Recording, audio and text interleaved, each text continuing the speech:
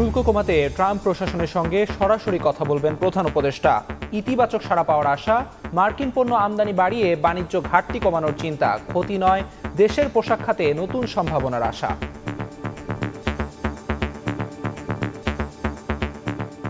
প্রধান উপদেষ্টা এই ট্রাম্প অ্যাডমিনিস্ট্রেশন আসবার পরের থেকে অনুধাবন করেছেন এবং একেবারে সময়ে মতন ব্যবস্থা নিয়েছেন। আমরা প্রথম দেশ যারা ইউনিল্যাটারালি এই উদ্যোগটা নিয়েছে, সেটা তারা রেকগনিশন নিয়েছেন। আমরা যখন রিভিউর জন্য তাদের কাছে অনুরোধ করব, আমরা একটা ইতিবাচক সহায়তা। বাণিজ্য ঘাটতি কমানোর জন্য অবশ্যই আমাদের আমদানি বৃদ্ধি একটা রাস্তা, এবং আমাদের প্রয়োজনীয় দ্রব্যই আমরা আমদানি বৃদ্ধি করব। আমাদের পণ্যের বৈচিত্র্য ইন্ডিয়া এবং পাকিস্তানের থেকে রপ্তানি অ্যাপারেল সেক্টরে অনেক বেশি ডাইভার্সিফাই। আমাদের ধারণা এটা কোনো ক্ষতিগ্রস্ত আমরা হব না, এটা বরং আরও সম্ভাবনার দুয়ার খুলে দিতে পারে। দেখছিলেন প্রধান শিরোনাম। রাত 11টার সময়ের সঙ্গে আছি আমি আমিরুল ইসলাম আলিফ। এবার অন্যান্য শীর্ষ সংবাদ। ইউনুস মোদি বৈঠকে ঢাকা দিল্লি সম্পর্কে নতুন অধ্যায়ে শুরুর আশা। আন্তর্জাতিক আইন মেনে বিচার হলে শেখ হাসিনাকে ফেরত দিতে বাধ্য হবে ভারত, মত সাবেক রাষ্ট্রদূতের। রোহিঙ্গা প্রত্যাবাসনে নতুন আশা। মিয়ানমার ইতিবাচক সাড়া দিলেও নিরাপত্তা নিশ্চিতে বহুপক্ষীয় আলোচনার পরামর্শ বিশ্লেষকদের। দ্রুত সমাধান চান আশ্রিতরা।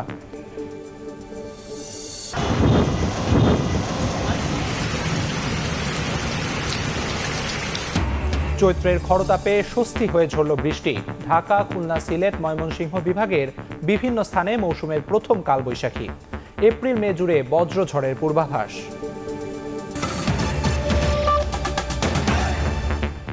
রপ্তানিতে শুল্ক কমাতে ট্রাম্প প্রশাসনের সঙ্গে সরাসরি কথা বলবেন প্রধান উপদেষ্টা। ফেব্রুয়ারিতে বাংলাদেশ শুল্ক ইস্যুতে যুক্তরাষ্ট্রের সঙ্গে আলোচনা করেছে, যা এখনও চলছে। তাই ইতিবাচক সাড়া পাওয়া যেতে পারে।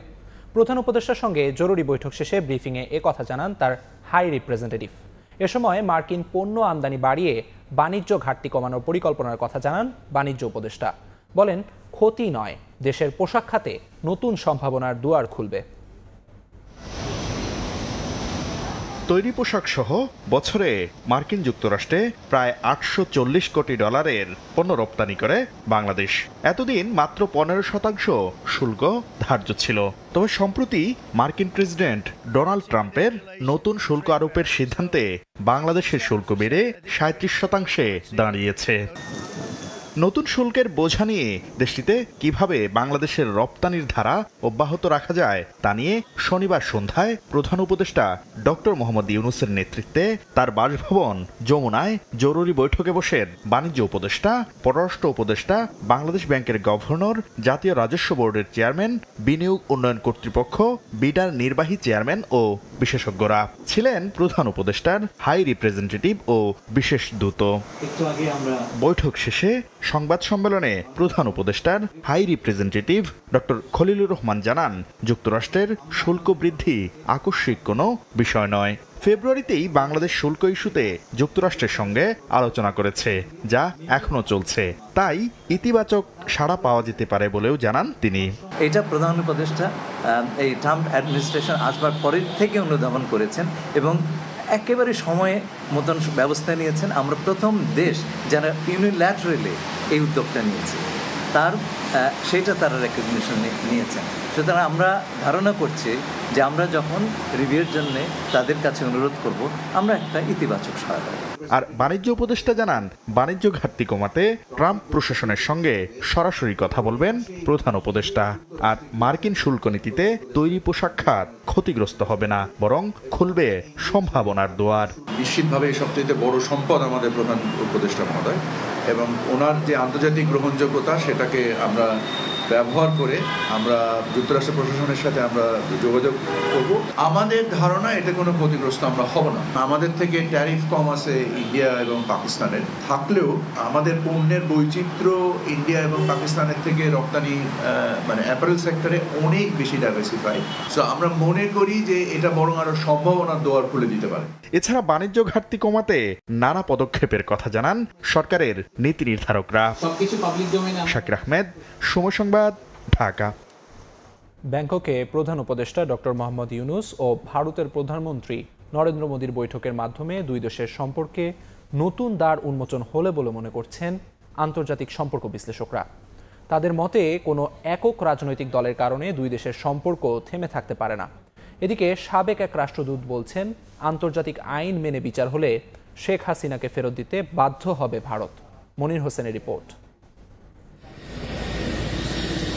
5 আগস্ট শেখ হাসিনা সরকারের পতনের পর বাংলাদেশ ভারত সম্পর্কের অবনতি হতে থাকে। এছাড়া ভারতে বসে শেখ হাসিনার উস্কানিমূলক বক্তব্য দুই দেশের সম্পর্ক আরও জটিল করে তোলে।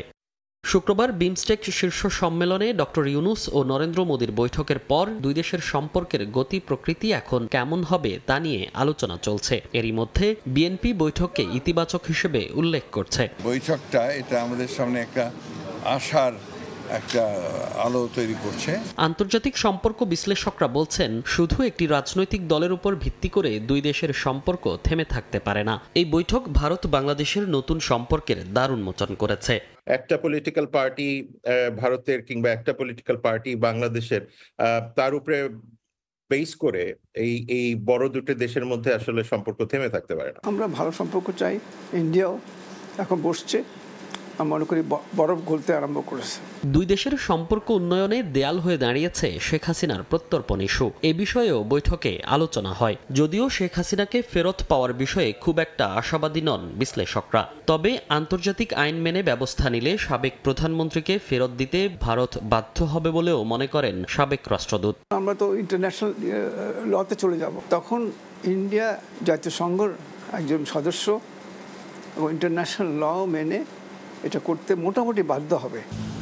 মনির হোসাইন, সময় সংবাদ, ঢাকা। মুখ থুবড়ে পড়া রোহিঙ্গা প্রত্যাবাসনে দেখা দিয়েছে নতুন আশার আলো। 1,80,000 রোহিঙ্গাকে ফেরার জন্য যোগ্য হিসেবে মিয়ানমারে চিহ্নিত করাকে কূটনৈতিক সাফল্য হিসেবে দেখছেন বিশ্লেষকরা। তবে নিরাপদ প্রত্যাবাসন নিশ্চিতে বহুমুখী আলোচনার পরামর্শ তাদের। বিস্তারিত জানাচ্ছেন সুজাউদ্দিন রুবেল। 2017 সালে মানবিক দিক বিবেচনায় নিয়ে মিয়ানমার থেকে পালিয়ে আসা নির্যাতিত রোহিঙ্গাদের আশ্রয় দিয়েছিল বাংলাদেশ। আশ্রয় দেওয়া রোহিঙ্গাদের সংখ্যা এখন 13 লাখের বেশি। প্রত্যাবাসন নিয়ে আশার আলো দেখায় জাতিসংঘের মহাসচিবের সফর। সামনের বছর ঈদের সময় যেন অনার বাড়ির মধ্যে তাই অবশেষে প্রথম ধাপে 1,80,000 রোহিঙ্গাকে প্রত্যাবাসনের জন্য যোগ্য হিসেবে চিহ্নিত করেছে মিয়ানমার। আর চূড়ান্ত যাচাই বাছাইয়ের পর্যায়ে আছে আরও 70,000 রোহিঙ্গা। ডক্টর ইউনূস মহোদয়ের যে কূটনৈতিক সফলতা বলবো, তো সবকিছু মিলিয়ে একটা পজিটিভ এনভায়রনমেন্ট ক্রিয়েট করতে পেরেছে দীর্ঘদিন পর। জাতিসংঘ থেকে শুরু করে আন্তর্জাতিকভাবে সেটা পর্যবেক্ষণ করে দেখতে হবে যে আসলে সেখানে নিরাপত্তার ব্যবস্থাটা আছে কিনা। শরণার্থী ত্রাণ ও প্রত্যাবাসন কমিশন বলছে, তালিকা হাতে পেলেই পরিবারগুলোকে শনাক্তের পর নির্দিষ্ট প্রক্রিয়ায় প্রত্যাবাসন করা হবে। আমরা প্রস্তুত আছি, আমরা আগে তালিকা সরবরাহ করেছি, সেই তালিকা আসলে সরকারের নির্দেশনা অনুযায়ী রিপাট্রিয়েশন শুরু হবে ইনশাআল্লাহ। এমন খবরে খুশি ক্যাম্পে আশ্রয় নেয়া রোহিঙ্গারা। নিরাপদে নিজ ভিটে মাটিতে ফিরে যেতে রাজি তারা। মানে বেশি খুশি হই যাই পারিম বলে আর দাদা মানে কি দিল আশা করছি আর নাগরিক দিয়ে সুন্দর করে নিলে নকা যাইতাম যাইম আর দেশে তারা তো যাই বললে এরা দাস আর আসলে আলটিমেট সলিউশন। 2018 থেকে 20 সাল পর্যন্ত 6 দফায় মিয়ানমারকে রোহিঙ্গাদের তালিকা দেয় বাংলাদেশ। সুজাউদ্দিন রুবেল, সময় সংবাদ, কক্সবাজার। রাত 11টার সময় আরও থাকছে পাপ মুক্তির আশায় সনাতন ধর্মাবলম্বীদের পুণ্য স্নান উৎসব। বাংলাদেশের মতো সম্প্রীতি পৃথিবীর কোথাও নেই বললেন স্বরাষ্ট্র উপদেষ্টা। চৈত্রের টানা 1 সপ্তাহের গরমের পর রাজধানী সহ দেশের বিভিন্ন স্থানে ঝোড়ো হাওয়া সহ বৃষ্টি হয়েছে। সিলেট, ময়মনসিংহ, খুলনা সহ বেশ কয়েকটি জেলায় হয়েছে মৌসুমের প্রথম কালবৈশাখী ঝড়। চৈত্রের তীব্র গরমে হঠাৎ এক পশলা স্বস্তির বৃষ্টি, সাথে ঝড়ো হাওয়া। যশোর, কুষ্টিয়া, খুলনা, গোপালগঞ্জ, টাঙ্গাইল, নরসিংদী, সিলেট, নেত্রকোনা, ময়মনসিংহ এবং সিরাজগঞ্জের উপর দিয়ে বয়ে যায় অস্থায়ীভাবে স্বল্প শক্তিমত্তার মৌসুমের প্রথম কালবৈশাখী ঝড়। কোথাও কোথাও হয়েছে বজ্রঝড় এবং শিলাবৃষ্টি। এতে কয়েকদিনের গরমে অতিষ্ঠ মানুষ পেয়েছে শীতল পরশ। অনেকেই সন্ধ্যার পর নেমে আসেন মূল সড়কে। হঠাৎ বৃষ্টিতে প্রয়োজনীয় কাজে বাইরে থাকা মানুষ বিপাকে পড়লেও স্বস্তি মিলেছে জনজীবনে। ভাবছো যে ঘন্টা ছিল এই বৃষ্টিতে এসে মনে হয় সেটা একটু কমবে। গরমের তীব্রতার পরে হঠাৎ আজকে যে বৃষ্টি হয়েছে সেটা যথেষ্ট স্বস্তিদায়ক। রাজধানীতে শনিবার সন্ধ্যায় আকাশ কালো করে আসে ঝড়ো হাওয়া, সঙ্গে আকাশে বিদ্যুতের খেলা। ধুলো ঝড়ে ঢেকে আসে নগর। অনেক গরম ছিল, গাড়ি ঠিকমতো চালাতে পারি নাই, এখন ঠান্ডা লাগতেছে, এখন একটু ভালো লাগতেছে। ঠান্ডার অনুভব করছে, চলতে ফিরতে বাতাস অনুভব অন্যরকম লাগে। আবহাওয়া অধিদপ্তর জানায় শনিবার সন্ধ্যা 6:30 থেকে 7টার মধ্যে হওয়া বজ্রঝড়ে রাজধানীতে গতিবেগ ছিল 40 কিলোমিটার। এপ্রিল মে মাস জুড়ে অব্যাহত থাকবে এমন বজ্রঝড়। হালকা থেকে মাঝারি ধরনের বজ্রঝড় বয়ে গেল। আজকে ঢাকায় সন্ধে 6:30 থেকে 7টার মধ্যে প্রতি ঘন্টায় 40 কিলোমিটার বেগের একটি হালকা থেকে মাঝারি শক্তিমাত্রার বজ্রঝড় বয়ে গেছে। প্রতি বছর বজ্রঝড়ে আশঙ্কাজনকভাবে মৃত্যু বাড়ায় পূর্বাভাস পেলেই সতর্ক থাকার নির্দেশনা সংস্থাটির। হাসান ওয়ালি, সময় সংবাদ। বাণিজ্যের সংবাদ।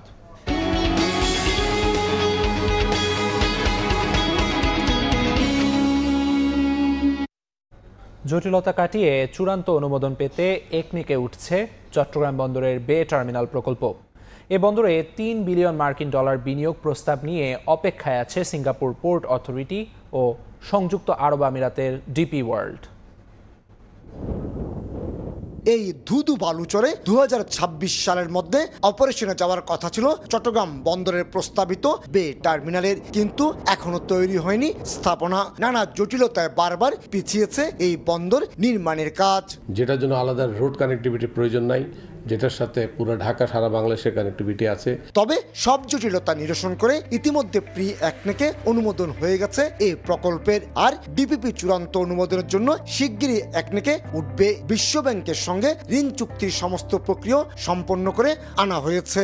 ডিপিপি অনুমোদিত হওয়ার পরপরেই বিশ্বব্যাংকের সাথে সরকারের একটা লোন এগ্রিমেন্ট হবে এবং পরবর্তী কার্যক্রমগুলো শুরু হবে। 6 কিলোমিটার দীর্ঘ বে টার্মিনালের 3টি অংশের মধ্যে চট্টগ্রাম বন্দরের নিজস্ব জেটি 1500 মিটার, সিঙ্গাপুর পোর্ট অথরিটি এবং ডিপি ওয়ার্ল্ডের জন্য প্রস্তাবিত জেটির দৈর্ঘ্য হচ্ছে 1225 মিটার করে। প্রি একনেকও হয়ে গেছে, এখন জাস্ট একনেকে উঠবে আর কি। একনেকে ওঠার জন্য আগে কিছু আমাদের আছে, তথ্য চেয়েছে, ওই তথ্যগুলো আমরা দিব। চট্টগ্রাম বন্দরে শুধুমাত্র জোয়ারের সময় জাহাজ আসা যাওয়ার সুযোগ রয়েছে। তার বিপরীতে সাগরের উপকূলবর্তী পাশাপাশি ব্রেক ওয়াটার সুবিধা থাকায় ভাটার সময়ও 14 মিটার গভীরতার যে কোনো আকৃতির জাহাজ সহজে নোঙ্গর করার সুযোগ পাবে এই বে টার্মিনালে। সেখানে আমরা অধিক পরিমাণে ড্রাফট পাবো এবং টার্মিনাল সাইজ হবে বিশাল, 24 আওয়ার্স নেভিগেশন থাকবে।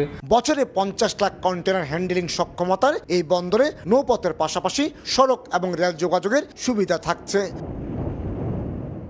এবার নির্ধারণ করা হয়েছে 2029 সালের মধ্যে অপারেশনে যাবে এই বে টার্মিনাল। প্রস্তাবিত বে টার্মিনাল থেকে কমল দে, সময় সংবাদ।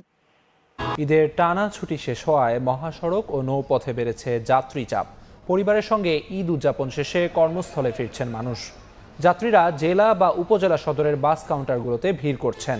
তবে সড়কে যানজট না থাকায় ফেরার যাত্রায়ও স্বস্তির কথা জানান তারা। নৌপথে যাত্রার জন্য চাঁদপুর, ভোলা, বরিশাল সহ দক্ষিণাঞ্চলের মানুষ লঞ্চ ঘাটগুলোতে জড়ো হন।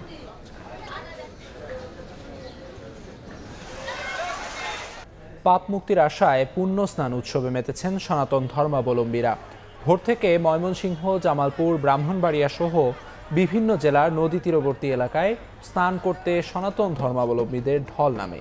পুণ্য স্নানের মধ্য দিয়ে পরিবার ও দেশের জন্য মঙ্গল কামনা করেন তারা।